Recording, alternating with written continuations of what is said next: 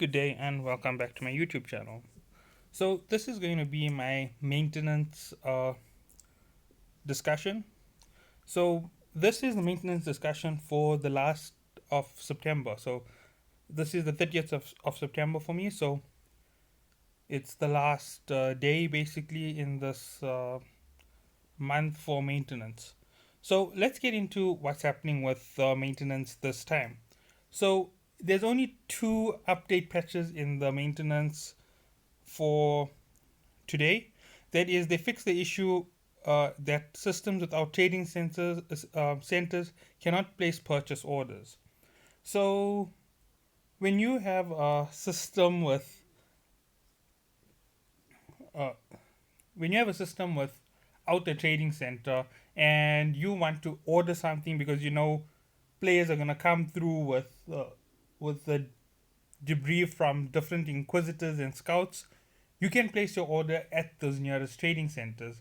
Some players actually place it like that. They just go to the nearest center and place it because those are dangerous areas and they're hard to navigate. Okay, the second thing that they did was they fixed the issue where players couldn't claim late login rewards. Now, the new login rewards have their own set of problems, but you couldn't claim them. And earlier in the week, they increased the low sector security to 160 times.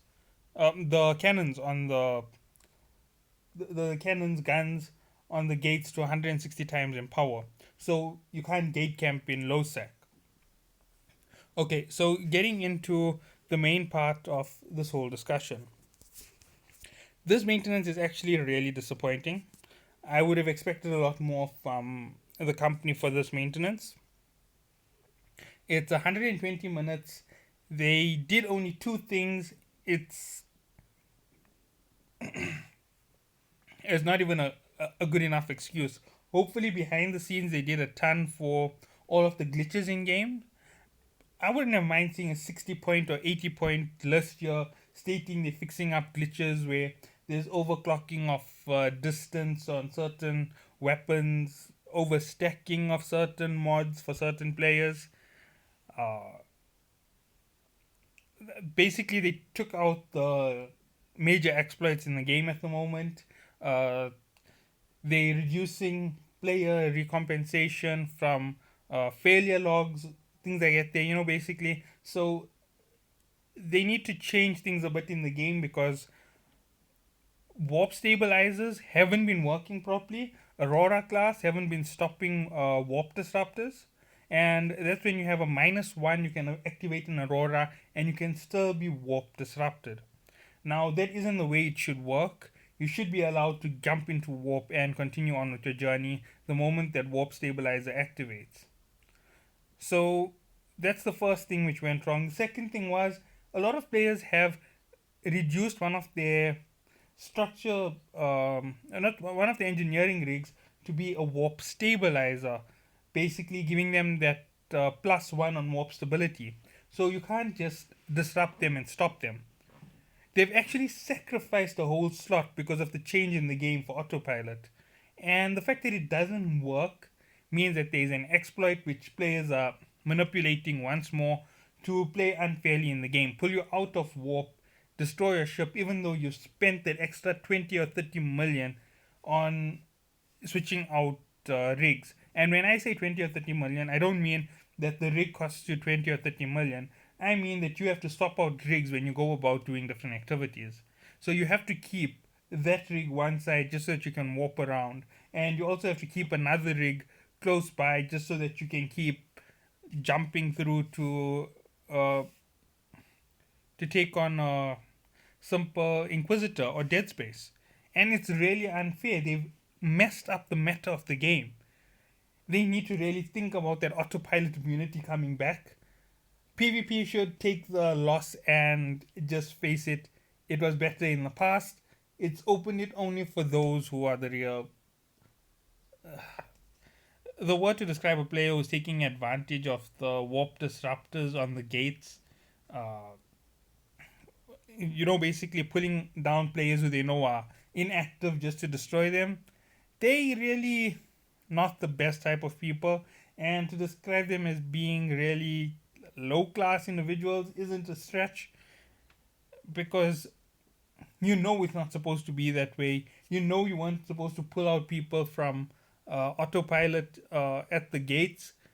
If they want to continue this, they need to make an autopilot lane basically, so you can automatically jump straight through the gates without any stop before you go through a gate.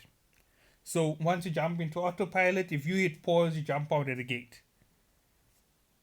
That would be a lot more simple, and it would be a lot more reasonable. And they need to think about it. It's becoming a bit of a problem. The exploits that are being used against people are not being reimbursed by the game. They're saying that PvP, they don't feel like they're allowed to reimburse you for your ship or your rigs that are on board. And I don't think that it's fair, because you are going through something where you're not going to be able to play all day. This isn't a PC game. This is a mobile game. Most players who are playing it on phones. And when you're on your phone, you in between work, or you doing it while you're taking your kids to school, or you're doing it while you're at home in the middle of the day without your kids around, and you need to take 30 minutes to go pick up your kids.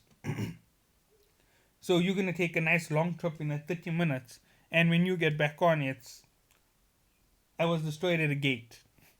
So that's where most of your players are. That's where mobile players come from. You get some serious gamers who are gaming purely on mobile, but it's not the majority of them. Majority of people who play mobile games are your by the way players. And I want to just say congratulations to Scope as well for 2 million players on Eve Echoes.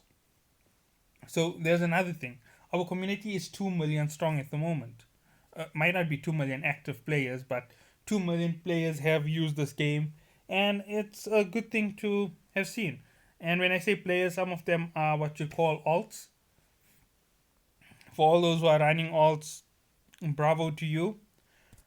So, going further with the whole update and where it's fallen short on us, uh, they're going to have to do a lot of work on the game. Listening to players in a PvP based game is very common. It always messes up your balance of your game. Other games, major PC, PS4, any other system, you can see that it happens all the time.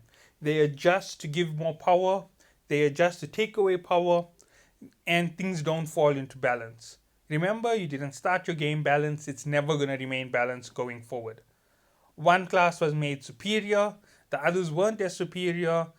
You're never going to be able to balance it out, because that class which was superior is always going to have it in their head that they chose wisely because they did. And the class which was inferior is always going to feel inferior and complain about the superior class, regardless of whether they're powerful or not. And that's how it goes in the game. So the missiles are right now at the disadvantage against lasers. Lasers have a ridiculous amount of range, and they have a ridiculous amount of accuracy and power. They need to give them a negative, they need to drop off some of their accuracy, they need to take off those exploits. Hopefully that's in the background of this whole update, and we'll be seeing it today later when the game comes back online.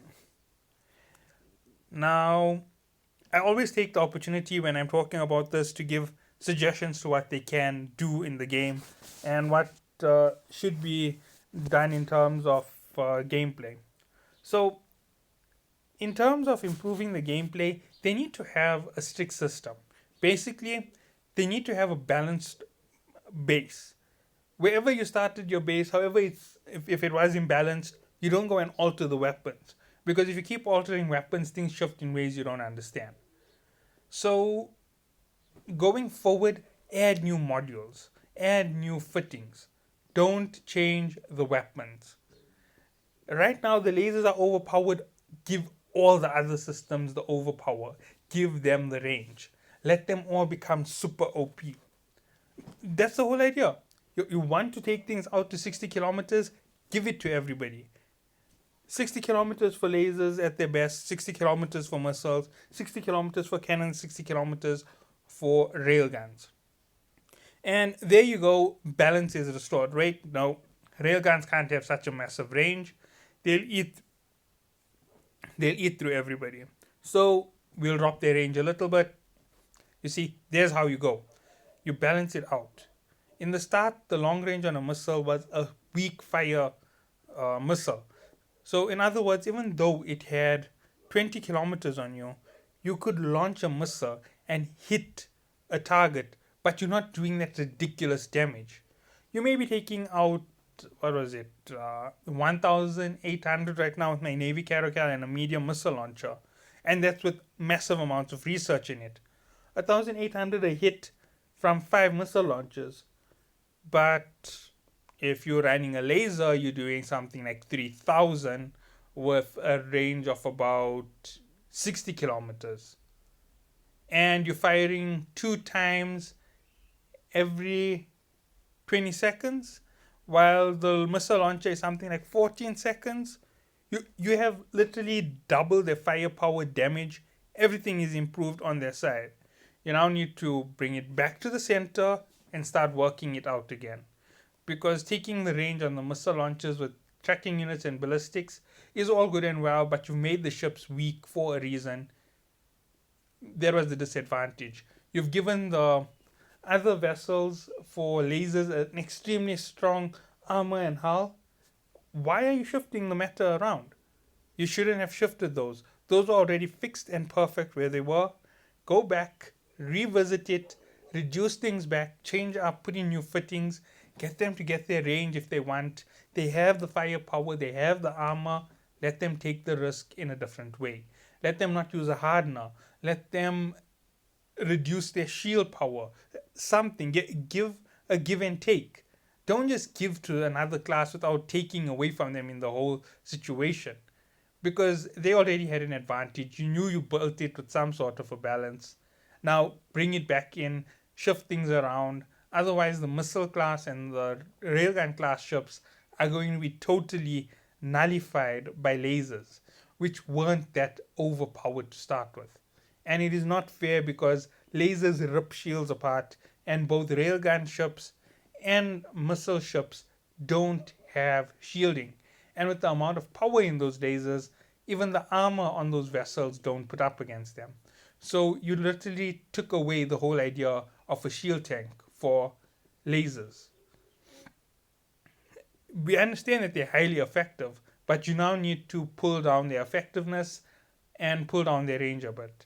And that will allow the game to move forward in a better sense, and it will give you a better forward path in the game. Now, that's if anybody from the dev team listens, and if other players want to give the suggestion to them, it'll be a good idea to go ahead and follow it if you feel that I'm in the right. Now, exploits are going to occur in the game non-stop, and yesterday I have blabbed on about it long enough for everyone to understand that I have an opinion that the exploit should be punished severely, like dead ships and things like that. There, when you overexploit the slots, give you a negative worthy of that positive. So, what is the negative to having 3 missile tracking computers? They gain less and less and less. Not that bad because you're getting so much of range, nobody's gonna ever touch you. By the time they close the range, they dead. They can't even hit you before the range is closed. What's the use in worrying about it? So take away that whole invulnerable aspect of it and make it we drain your capacitor completely.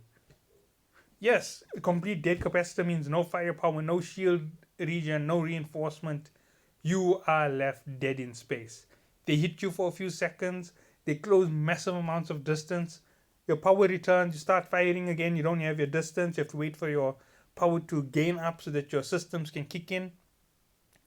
And once your systems kick in again, the fight is now on fair ground. You took the risk, you pay the price. It's fair and square, it balances out everything. And considering that 150 kilometers to close the 110 to get into firing range for the longest range missiles will take.